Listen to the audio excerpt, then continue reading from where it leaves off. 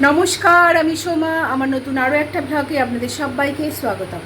আশা করছি আপনারা সবাই সুস্থ ও সুন্দর আছেন। আজকে সোমবার আর এখন বাজে সকাল 10টা। তো এখন থেকেই ব্লগটা স্টার্ট করছি। ব্রেকফাস্ট হয়ে গেছে আমাদের।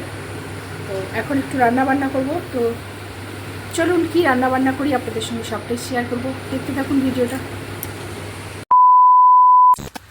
এখন একটু চা করে নিচ্ছি অমরবাবুর জন্য, চিনি ছাড়া, দুধ ছাড়া, র চা।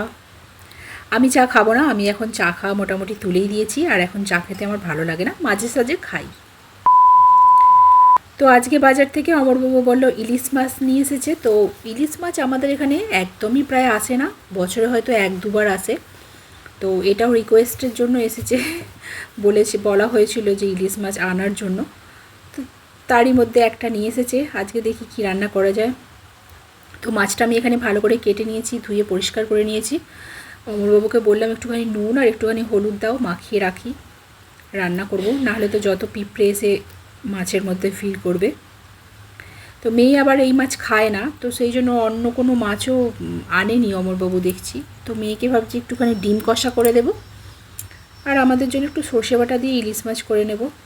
আর কি, মাছের তেলটাও কীরকম গলা গলা টাইপের হয়ে গেছে, অনেকক্ষণ নেওয়া হয়েছিল তো মাছটা বাছাই হয়নি।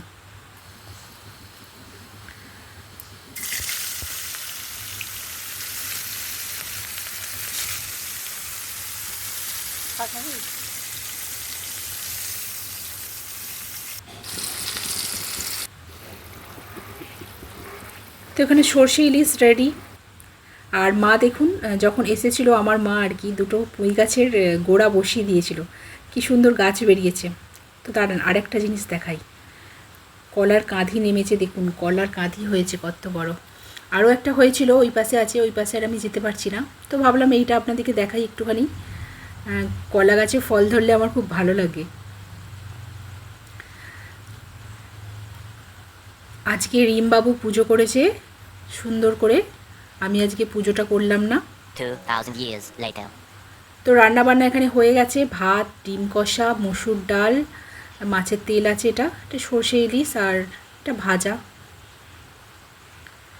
তো এখন চলে এসেছি ছাদে একটুখানি বিকালবেলা। তো ওয়েদারটা একদম কি বলবো, মেঘলা মেঘলা ওয়েদার, কদিন ধরে তো বৃষ্টি হয়েই যাচ্ছে। যাই হোক আজকে একটুখানি বৃষ্টিটা কম আছে, বৃষ্টিটা হচ্ছে না। আর বৃষ্টি একঘেয়েমি ভালোও লাগছে না।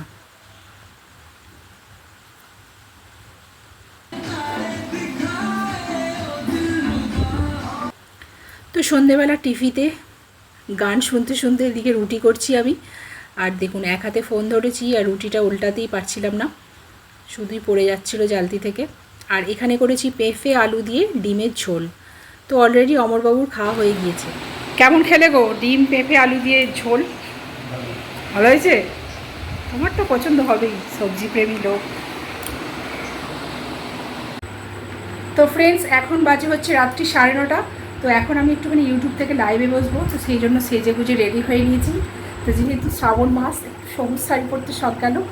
তো আর এত গয়নাঘাটিও আমি পরি না রিলস বানানোর সময়, জাস্ট একটা কুর্তি পরে রিলস বানিয়ে নিই।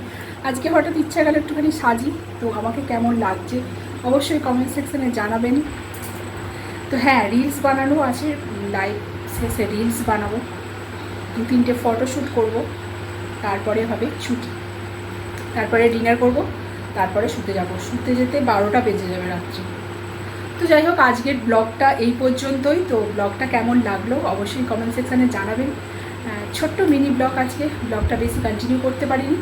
তো সকালের দিকে তো আপনাদের সঙ্গে সেভাবে কথা বলে উঠতেই পারিনি, ভালো লাগছিল না কথা বলতে। এখন মনে হলো একটুখানি কথা বলি। তো যাই হোক ভিডিওটা আজ পর্যন্তই, দেখা হচ্ছে এইটুকুই, মানে ভিডিওটা আজকে এই পর্যন্তই।